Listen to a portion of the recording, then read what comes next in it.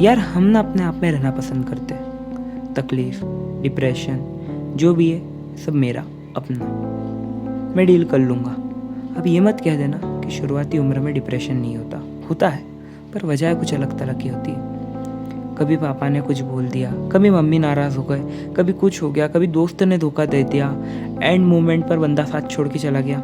और इस सब के बीच अगर कोई आके कह दे we are made for each other, तो लगता है यार कि नहीं, मतलब चाहिए क्या कुछ और। ये वो सवेरा है जो बाहर निकाल देता है तुमको थोड़े टाइम के लिए ये सारे क्योस से। हालांकि इसका एक अलग क्योस होता है, पर वो हम सह लेंगे।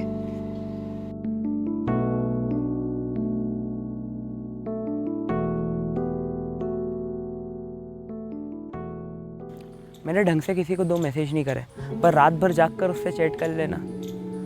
हमारी कहानी यूँ थी कि ना कभी उसने इत्तला करा ना कभी हमने। भाई हमने कभी एक दूसरे को बताया ही नहीं कि सुनो तुम्हारे और मेरे बीच में कुछ है क्या।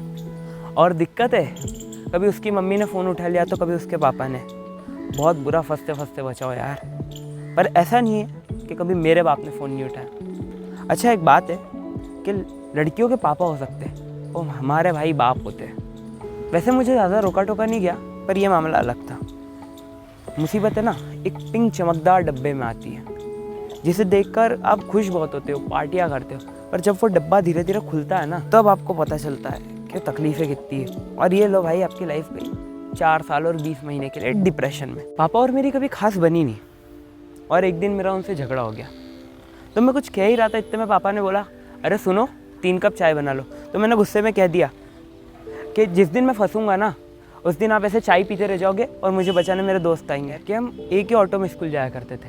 तो एक दिन शो ऑफ करने के लिए मैं अपना फ़ोन स्कूल ले गया था। उन्हें भी तो पता चले हमारा रुबाब, हम कोई ऐसे वैसे थोड़ी है कि हमारे पास भी खुद का फ़ोन है पर्सनल।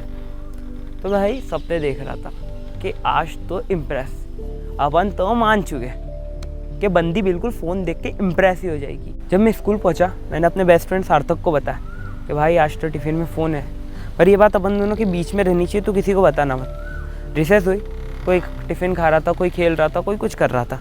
तो सडनली क्लास में प्रिंसिपल सर आ गए। सब डर गए कि क्या हो गया। तो सर बोले अरे बैठ जाओ, मैं बस देखने आया हूँ। तो मैं दोस्त के टिफ़िन में से खा रहा था। तो इतने में सर मेरे पास आए और उन्होंने बोला लाओ बैग दिखाओ। अब मैंने सोचा कि इसको 45 बच्चों में से मेरा ही बैग क्यों देखना है। मैं कुछ कहने जा ही रहा था, इतने में उन्होंने मेरा बैग उठाया। सर ने टिफ़िन देख लिया। सर मेरे सामने टिफ़िन खोल रहे।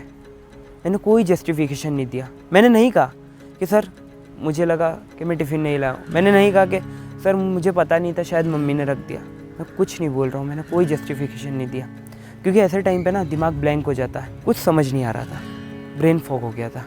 और जैसे ही सर ने टिफ़िन खोला, मेरी वाट लग गई। पेरेंट्स को स्कूल में बुलाया गया, सारे टीचर्स खड़े थे, बच्चे देख रहे थे। प्रिंसिपल सर ने बोला इसको 1 महीने के लिए सस्पेंड कर दूंगा।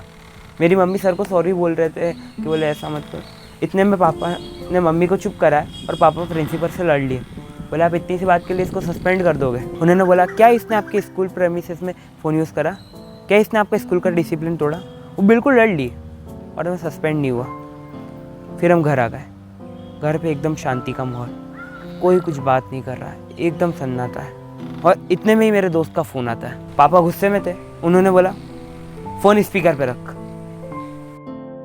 मैंने फ़ोन उठाया और उसने बोला कि भाई तुझे पता है अपना सार्थक है ना। मैंने बोला हाँ। उसने ही प्रिंसिपल को बताया था कि तेरे टिफ़िन में फ़ोन है। मैंने बोला तुझे किसने बोला। बोला अरे वो खास दोस्त है मेरा।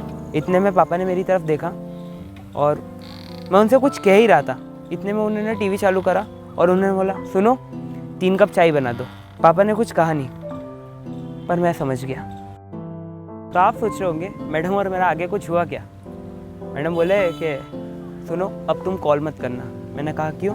बोले घर पे सबको पता चल गया कि जब मैं कॉल करूँ तभी अपन बात करेंगे। मैंने कहा कोई ना, बात तो होगी। तो हाँ जी, अब 2 साल हो गए और अभी तक कोई कॉल नहीं आया। जब इस भीड़ में होते हुए भी मैं खुद को अकेला पाऊंगा, तब याद आएगा वो परिवार जिसने मुझे वो सब कुछ दिया जो उनके पास नहीं था।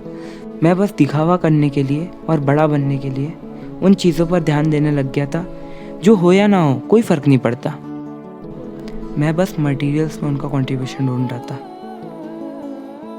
बट जो उन्होंने मुझे इमोशनली दिया है वो मैं भूल गया।